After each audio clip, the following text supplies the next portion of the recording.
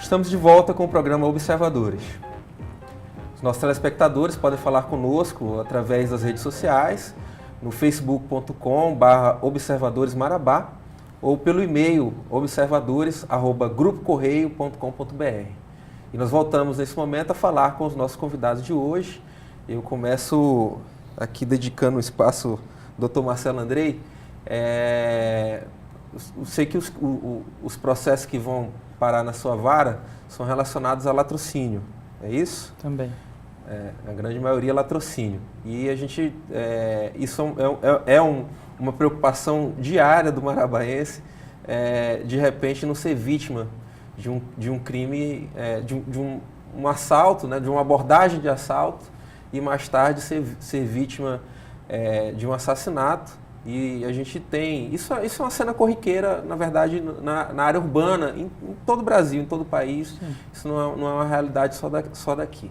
Como é que o senhor vê hoje esse tipo de ocorrência?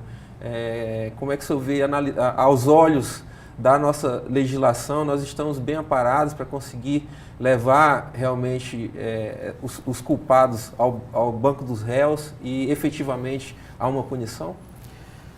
Com relação aos crimes mais violentos relacionados a patrimônio, né, como o latrocínio, por exemplo, a gente vê que o grande nó com relação a eles ainda como a doutora colocou no bloco anterior, a questão do apoio da população.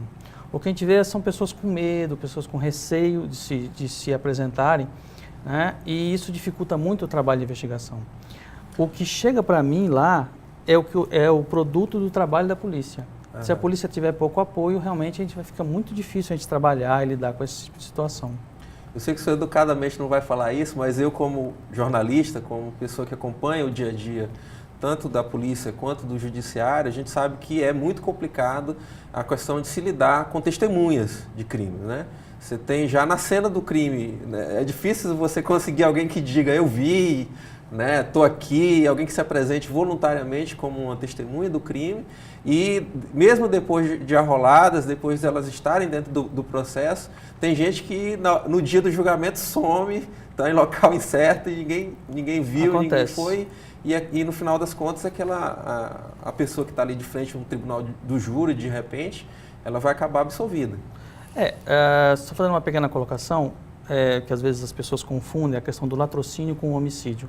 O homicídio é o crime que é diretamente contra a pessoa, e esse vai para o tribunal do júri. Correto. O latrocínio não, ele é um crime que a pessoa visa um objeto, um bem, alguma coisa de valor. E, na verdade, a morte é só o meio para conseguir chegar lá. Esses vêm para mim. Correto. Entendeu?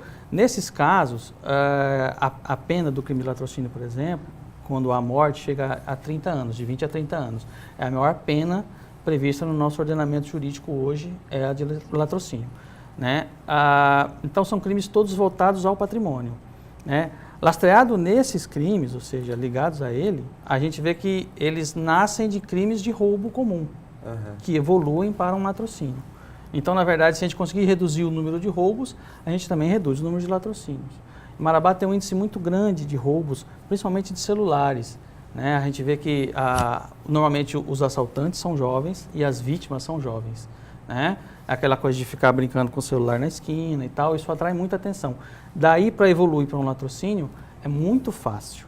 Então eu sempre coloco, né, quando eu vejo uma vítima jovem, converso com os pais. Hoje mesmo nós tivemos um caso lá no fórum que o jovem, ele inadvertidamente, ele reagiu ao assalto, quase foi baleado, entendeu? Então a gente coloca sempre para as vítimas não reagirem, para sempre atenderem aos anseios, darem os seus produtos, porque um celular, dinheiro, a gente repõe. Uma vida é muito difícil, não tem como repor. Né? Então a gente sempre coloca dessa forma. Então são crimes que realmente abalam muito a população.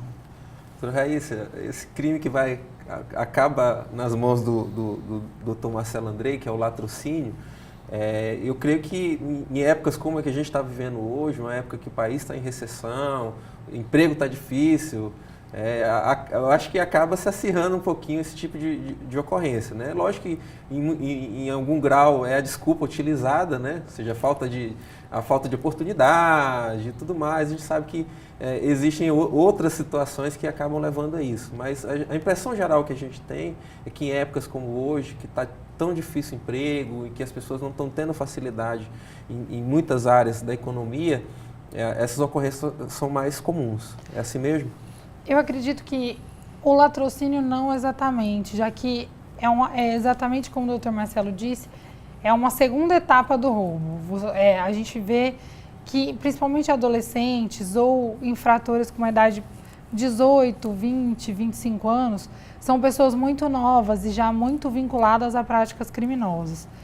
Eu não concordo muito com essa ideia de que a dificuldade da economia leva ao crime.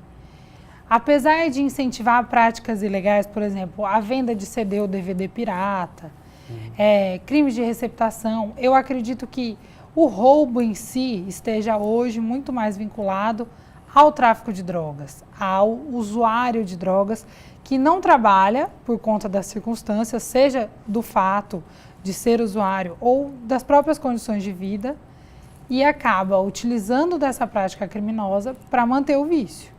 Então, essa é a visão que eu tenho hoje. Os índices aumentam, sim, com a dificuldade na economia, mas o roubo especificamente e o avanço dele para o latrocínio, a meu ver, tem mais a ver com o tráfico de drogas e a necessidade de aquisição do entorpecente do que com problemas econômicos do país. Agora, incrível a idade, né? A faixa etária dos presos que a gente tem aqui são todos muito novos, né? Você percebe, é difícil você ter uma pessoa muito madura presa, né? Eles são muito novos e a gente percebe que os adolescentes estão cada vez mais perigosos. Eles têm noção do que fazem, mas não se preocupam com as consequências. Diferente da preocupação que a gente adquire com a idade, mesmo que não seja uma idade tão elevada. Então, nós temos crimes muito graves e que trazem repercussão na sociedade, seja de latrocínio ou mesmo homicídio, praticados por adolescentes por motivos injustificáveis. Não que exista um motivo que justifique um homicídio, mas são absurdos. Então, assim, é uma preocupação grande porque são apenas adolescentes. E como é que vai ser daqui a uns anos, se adolescentes já estão assim? Então, essa é a visão que eu tenho. Vou aproveitar que você falou sobre adolescentes e voltar no Dr. Marcelo Andrei, já sendo um pouquinho mais genérico, fugindo um pouquinho da alçada da sua vara. Esse é um debate que está muito presente na sociedade, a questão da maioridade penal. Né, e há um anseio muito grande das pessoas, até um certo patamar de desconhecimento do nosso ordenamento jurídico, e um anseio muito maior das pessoas de que as punições aconteçam de uma forma mais célere e que de repente a gente possa botar mais gente na cadeia. E a gente sabe que tudo que é feito dentro do ordenamento jurídico, dentro da área de segurança pública, a gente não está procurando uma sociedade que tenha mais presos, e sim uma sociedade que tenha menos ocorrências, menos crimes, em que seja mais inclusiva e etc. E tal. Como é que o senhor vê, o senhor como profissional de direito, vê esse debate hoje presente na sociedade, e o que o senhor poderia falar que possa contribuir um pouquinho mais para que esse nosso telespectador amplie a sua visão sobre esse assunto? A questão da redução da maioridade penal, ela sempre volta toda vez que há ligação de um menor com um crime um pouco mais grave. Mas, na verdade, o direito penal ele não é a resposta para os problemas da sociedade. A gente sabe que aquele menor que cometeu aquele crime, ele não nasceu criminoso, né? Ele foi numa crescente por uma série de situações. Então, a gente vê que, na verdade, trata-se de um problema social, né? Os mecanismos da sociedade não foram suficientes para conter aquele anseio que acabou chegando num evento criminoso, às vezes de proporções graves. Então, na verdade, a redução da maioridade penal, ela só vai fazer o quê? Ela vai inchar as nossas cadeias com mais jovens que nós já não temos condições de lidar com os que nós temos hoje, né? Nós estamos com uma superpopulação carcerária, mais de quase 700 mil presos no Brasil, né? E não vai resolver o problema, né? né? Não adianta a gente apertar de uma ponta se nós não tivermos um investimento social em outra, não tivermos uma visão realmente social do problema do crime. Quer dizer, atender aquele menor que hoje tem 10, tem 11 anos, com educação, com valores, para que quando ele chegar com 16, 17, ele não vai pegar uma arma e vai fazer um assalto. Entendeu? Então, eu acho que a questão da maioridade penal é uma discussão imediatista, entendeu? De tentar resolver um problema agora. É a ótica do calabouço. Vamos jogar lá para esquecer. Carcerar e esquecer. E as pessoas sempre esquecem que os presos, um dia eles vão sair da prisão. Entendeu? E o que eu vou fazer com essa pessoa que está lá, o egresso? Né? Que tipo de sociedade ele vai encontrar? Se ele não tiver um apoio, o que ele vai fazer? Vai voltar para o crime. Entendeu? Então, aí nós temos os casos de reincidência. E se eu reduzir a menoridade penal, o meu índice de reincidência vai aumentar muito. Porque eu vou ter mais tempo de um jovem que está sendo segregado. Entendeu? Então, na verdade, eu acho que a questão da redução da maioridade penal é uma discussão que não é para ser tida no direito penal. É para ser tida no âmbito do direito social, ou seja, dos mecanismos sociais de controle daquela situação. A solução vai acontecer dentro dos organismos da sociedade já. Dentro da sociedade, muito mais eficientes, com certeza. A população tem a visão de que porque o adolescente não foi preso, ele não vai responder pelo ato que ele cometeu. Okay. Quando, na verdade, o próprio direito penal e o Estatuto da Criança e do Adolescente trazem medidas para o adolescente. Ele vai responder, só que de uma maneira específica, de acordo com a idade que ele possui. Essa semana, por exemplo, no meu departamento, nós apuramos que o autor de um homicídio era um adolescente. Foi solicitada a internação provisória, o Ministério Público solicitou a internação, o juiz deferiu a medida e ele foi internado. Então, não é porque ele é adolescente que ele não vai responder. As pessoas têm... Eu ouço muito na delegacia, mas ele é de menor, não vai dar nada. Essa é a frase que eu mais ouço. E os menores de idade respondem, só que de uma maneira diferente. Não deveria haver um acompanhamento também para as famílias, nesses casos, em que já existe a ocorrência, ou seja, você já tem menores dentro daquela família que estão envolvidos com crime, de repente tráfico, ou já cometeram algum assassinato, qualquer tipo de delito, e às vezes a gente começa a ter um foco só no adolescente e a família também não tem um acompanhamento. Será que não seria também um patamar a ser atingido? Com certeza, e a preocupação não é só a família, eu acho que é todo o âmbito de convivência, porque nós temos áreas em Marabá, por exemplo, todo mundo tem para si quais são as áreas mais perigosas. E aonde está a preocupação da sociedade em ajudar? Porque todo mundo só quer punir, como o Dr. Marcelo disse, e esse não é o mecanismo de resolver os problemas. O direito penal é a última medida.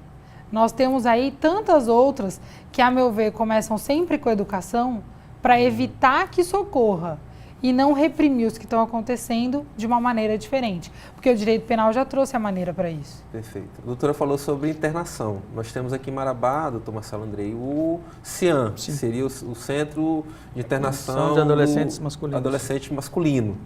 Isso é uma dificuldade que a gente tem aqui também, né? São quando envolve as meninas, né, as adolescentes, você não tem essa mesmo... Não tem o referente ao CIAM aqui em Marabá. Como é que vocês estão lidando com isso? Eu sei que também o CIAM não tem essa capacidade, né? Na verdade, a questão da internação do adolescente, seja masculino ou feminino, é um problema sério no estado do Pará. Aqui na nossa região, por exemplo, nós só temos o CIAM, que é masculino. Se houver que seria regional, né? Que ele, além de ser regional, ele recebe adolescentes, por ser regional, inclusive, ele recebe adolescentes de outras cidades. Então, o nosso maior problema aqui no CIAM hoje são dos adolescentes de outros municípios, por quê? As famílias são de baixa renda, não tem como vir dar o apoio, visitar, etc. Então, eles acabam sendo os mais rebeldes, né? O colega que está respondendo pela infância, o Dr. Mazzucchi, que a infância, infelizmente, também está vaga aqui em Marabá, ele direto está indo lá no CIAM para tentar resolver a situação e tal, mas é uma situação muito complexa. Com relação às adolescentes do sexo feminino, a gente não tem outra alternativa. Se houver necessidade de internação, elas têm que ser encaminhadas para Belém.